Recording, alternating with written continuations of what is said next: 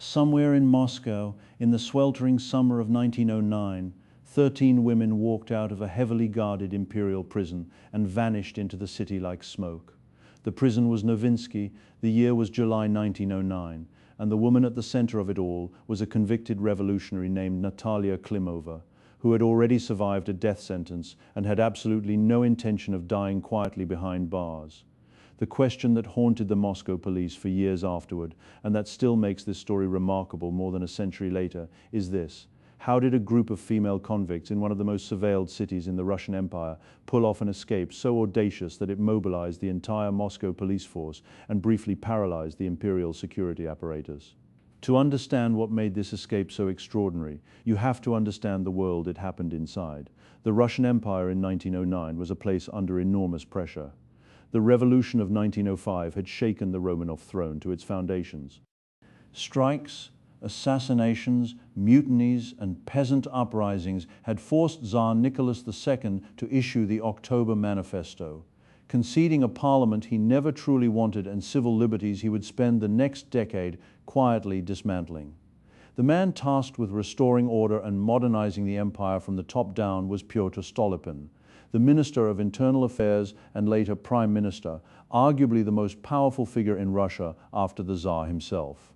Stolypin was brilliant, ruthless, and deeply hated by the revolutionary left. He had introduced agrarian reforms meant to create a stable peasant landowning class, but he had also introduced field courts martial that executed hundreds of revolutionaries with terrifying speed.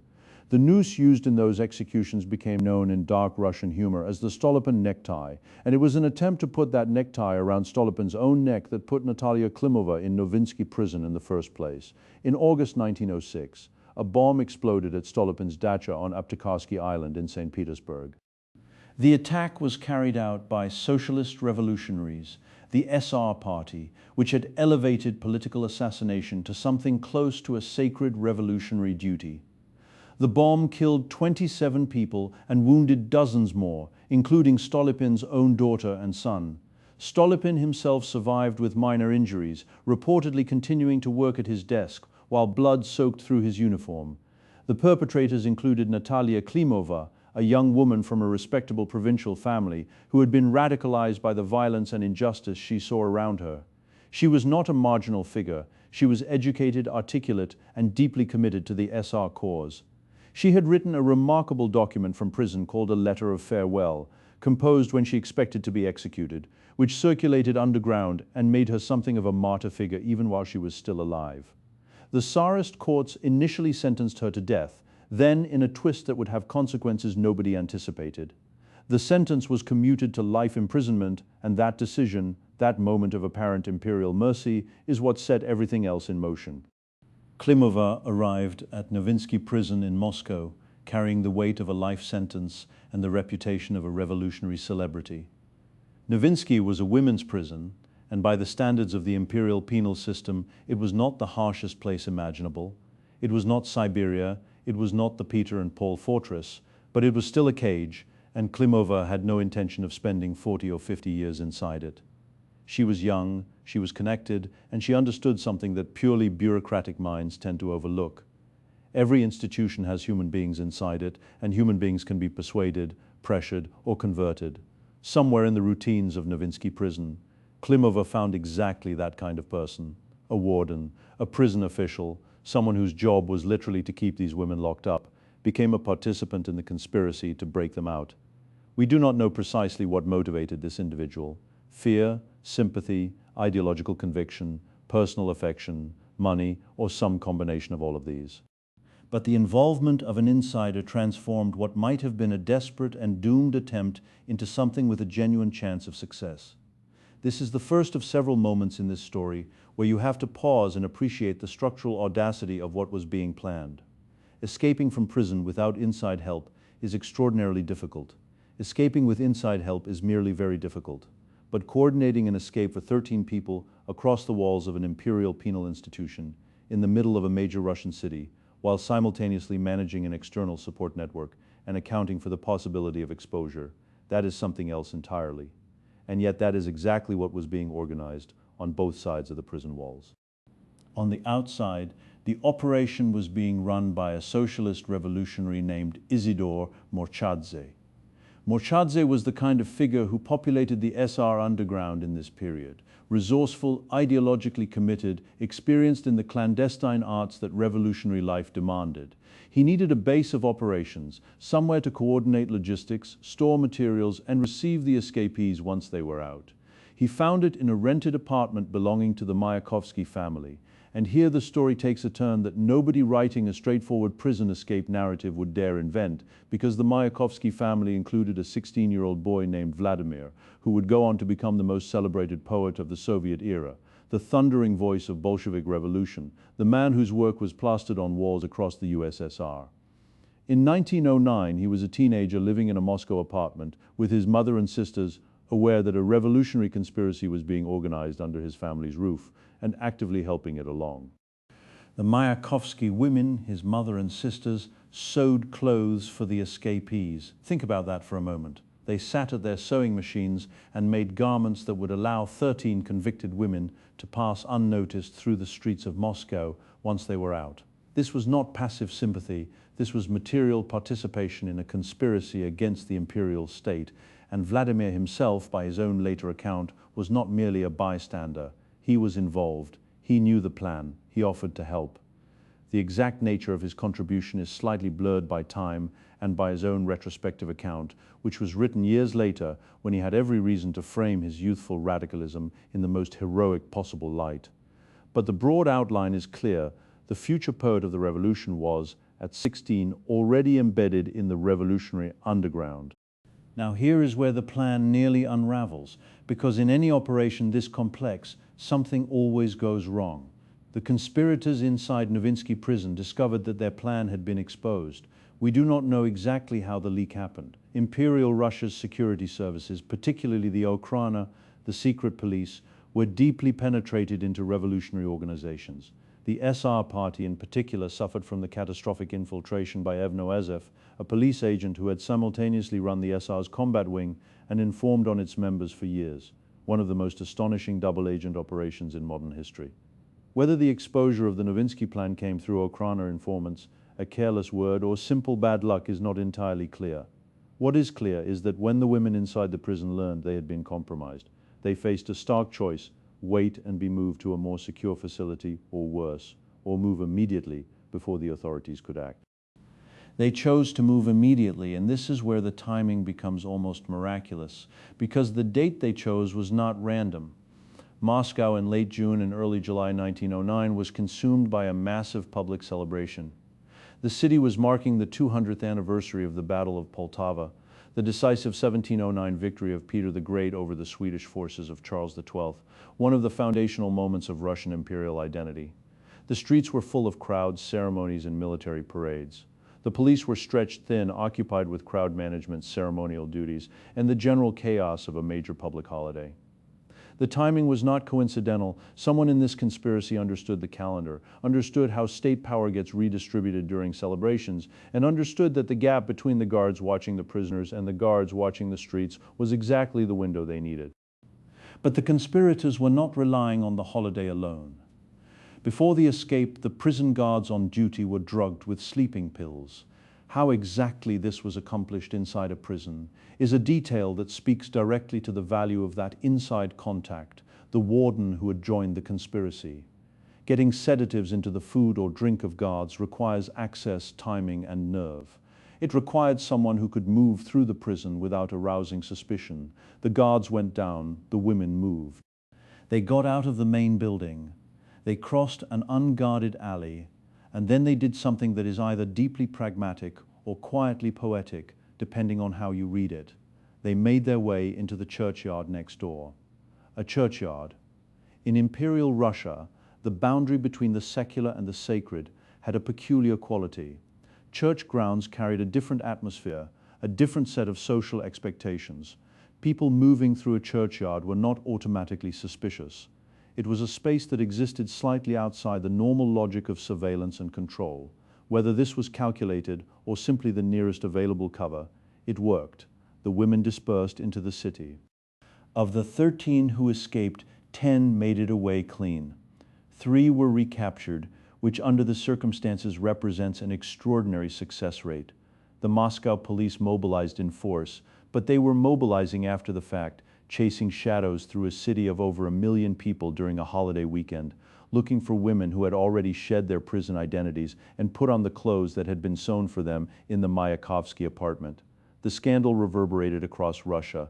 Never before had prisoners, and especially female prisoners, managed to deceive their guards so completely and escape in such numbers. The imperial press was furious and embarrassed in roughly equal measure. The security services began arresting anyone connected to the conspiracy. And this is where Vladimir Mayakovsky enters the story, not as a helper on the margins, but as a prisoner himself. He was 16 years old. The police believed, and there is reason to think they were right, that he had served as a lookout or signal giver, the person who communicated to the women inside the prison that the moment was right to move. He was arrested, he was taken into custody. And here is the detail that Mayakovsky himself later recalled with a mixture of defiance and dark humor. He did not go quietly, he made a scene. He insisted loudly that he had managed to escape from Novinskaya prison himself, meaning he had been taken away from the situation. He had not wanted to sit still, and he had made his displeasure known. This is entirely consistent with everything we know about Mayakovsky's personality, which combined volcanic emotional intensity with a performer's instinct for the dramatic gesture. He spent 11 months in prison. He cycled through several facilities before ending up in Butyrka, the famous Moscow prison that had held revolutionaries, criminals, and political prisoners for over a century. Butyrka was not a comfortable place. It was overcrowded, cold in winter, and filled with the particular psychological weight of indefinite confinement. But something happened to Mayakovsky inside Butyrka that nobody could have predicted, and that would change Russian literature forever. He began writing poetry, sitting in a cell in one of Moscow's oldest and most notorious prisons. A 16-year-old boy who had been arrested for helping convicted terrorists escape discovered that he had a voice. He asked for books. He read voraciously. He wrote. The poems from this period are largely lost, but the experience itself was foundational. Mayakovsky later said that he had written a notebook's worth of verse in Butyrka, and that when the authorities confiscated it on his release, he was almost relieved because it was, in his own judgment, terrible. But the habit had been formed, the instrument had been found. Meanwhile, Natalia Klimova was already moving. Her escape route was not a short sprint to a safe house. It was an extraordinary journey across the width of the Eurasian continent. She went east, not west. She crossed Russia toward Siberia, which was the direction nobody expected a fugitive to run, because Siberia was where the empire sent its enemies, not where they fled to. But Klimova understood geography in a way that confounded her pursuers. She crossed into Mongolia, then moved through Mongolia toward the Pacific, eventually reaching Japan. From Japan she traveled by sea to France, where the Russian revolutionary émigré community had established itself in Paris and other cities. She arrived in Western Europe as a free woman, a living symbol of successful resistance to the imperial penal system, celebrated in émigré circles and impossible for the Russian authorities to touch. The journey from a Moscow prison to Paris via Mongolia and Japan is so improbable that it reads like fiction, but it was real. It speaks to the global networks that the revolutionary movement had built by 1909, the safe houses, the sympathizers, the forged documents, the money flowing from donors in Europe and America, the organizational infrastructure that made it possible for a woman sentenced to life imprisonment to become, within a year, a free person sitting in a Parisian cafe. The SR Party and its allies had built something that the Tsarist state consistently underestimated, a transnational revolutionary logistics network that could move people, money, and information across borders with remarkable efficiency. The political context around all of this matters enormously. Stolypin, the man whose near assassination had put Klimova in prison, was himself assassinated in September 1911, shot at the Kiev Opera House in front of the Tsar by a man who was, in one of history's more grotesque ironies, simultaneously an SR revolutionary and an Okhrana informant. The empire that had sentenced Klimova to life imprisonment was itself living on borrowed time. The reforms Stolypin had championed were genuine but incomplete, and the forces of reaction within the court constantly undermined them. The agrarian reforms created a new class of prosperous peasant farmers, the kulaks, but they also deepened rural resentment and failed to address the fundamental political crisis of autocratic rule in a modernizing society. The window of opportunity that Stolypin represented, a Russia that might have evolved toward constitutional governance without catastrophic revolution, was closing even as he lived. The women who escaped from Novinsky prison in July 1909 were not simply criminals or fanatics.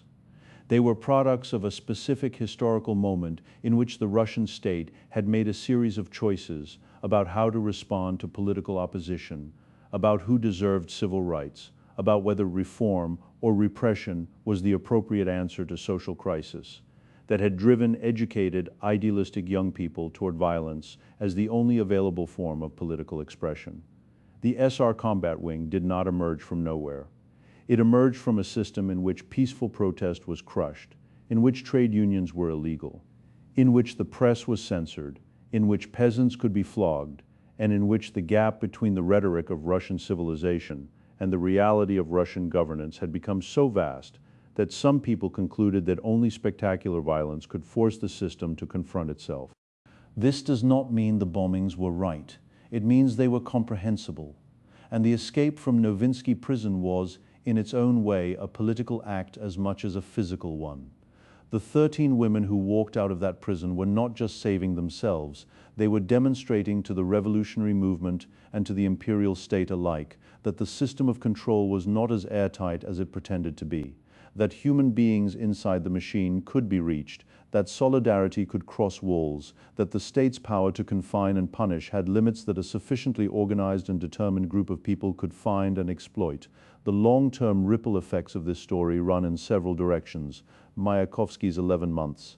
In Butyrka produced not just his first serious engagement with poetry, but a lifelong relationship with the idea of the imprisoned self and the liberated voice.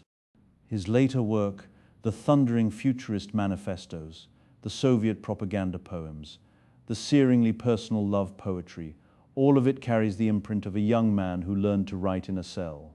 When the Bolsheviks came to power in 1917, Mayakovsky became their most visible literary champion, his enormous physical presence and his booming voice deployed in service of the new state. The irony is rich and slightly painful. The boy who helped socialist revolutionary terrorists escape from prison became the poet laureate of a Bolshevik state that would eventually imprison, exile, and kill many of those same socialist revolutionaries. The revolution consumed its own, as revolutions tend to do, and Mayakovsky's own end in 1930. A suicide at 36, in circumstances that remained somewhat murky, was in many ways the end of the illusion that the Soviet state and the revolutionary spirit were the same thing. Natalia Klimova's story continues into the émigré world of Paris and Geneva, into the fractious debates of the Russian revolutionary diaspora, into the years of the First World War and the convulsions of 1917. She did not return to Russia after the revolution. The world she had fought to create, or some version of it, arrived without her. Many of the SR leaders and thinkers who had built the movement she belonged to were eventually destroyed by the Bolsheviks, who regarded the SRs as rivals rather than comrades. The escape from Novinsky prison had saved her life, but the revolution that followed did not necessarily save her cause. The Novinsky escape also tells us something important about the nature of imperial Russian security, which was simultaneously brutal and porous. The Okhrana was feared, and with reason. It had agents everywhere. It read mail. It ran informants. It infiltrated revolutionary organizations at the highest levels. And yet 13 women walked out of a Moscow prison in broad daylight, aided by a guard, supported by a civilian network, and timed to a public holiday, and the entire Moscow police force could not catch most of them. This is not a story about a weak state. It is a story about a state that was strong in some directions and surprisingly brittle in others, that could execute hundreds of revolutionaries with field courts martial, but could not prevent a conspiracy organized partly in the apartment of a poet's family. The gaps in imperial power were not random, they were structural. They reflected the tensions between a modernizing society and an autocratic political system that had not yet found a stable way to manage dissent. What this story ultimately reveals is something about the relationship between power and memory. The Tsarist state wanted to erase Natalia Klimova, to bury her in a prison for the rest of her natural life and let the world forget she existed. Instead, the escape made her famous. The arrest of Mayakovsky made him a revolutionary martyr at 16 and sent him to the cell where he found his voice. The scandal in the press, the furious mobilization of the Moscow police, the investigations and arrests that followed, all of it amplified the story rather than suppressing it. The imperial state, in its outrage, did exactly what its opponents had hoped it would do. It turned a prison break into a legend. And that is perhaps the deepest lesson of the Novinsky escape. In a system where the state controls nearly everything, the one thing it cannot fully control is the meaning people attach to events. The 13 women who crossed that churchyard in July 1909, while Moscow celebrated Peter the Great's greatest victory and the drugged guards slept at their posts, were not just escaping a prison, they were writing a story that the empire could not unwrite. A story about courage, organization, solidarity, and the limits of confinement. A story that a 16-year-old boy carried with him into a cell in Butyrka, where he turned it, slowly and badly at first, and then with gathering power, into something that would outlast the empire, outlast the revolution, and outlast the Soviet state that replaced them both. The walls of Novinsky prison are gone now. The empire that built them is gone, but the story of what happened inside them in the summer of 1909 is still here, which suggests that the women who walked out that night understood something about power that their jailers never quite did.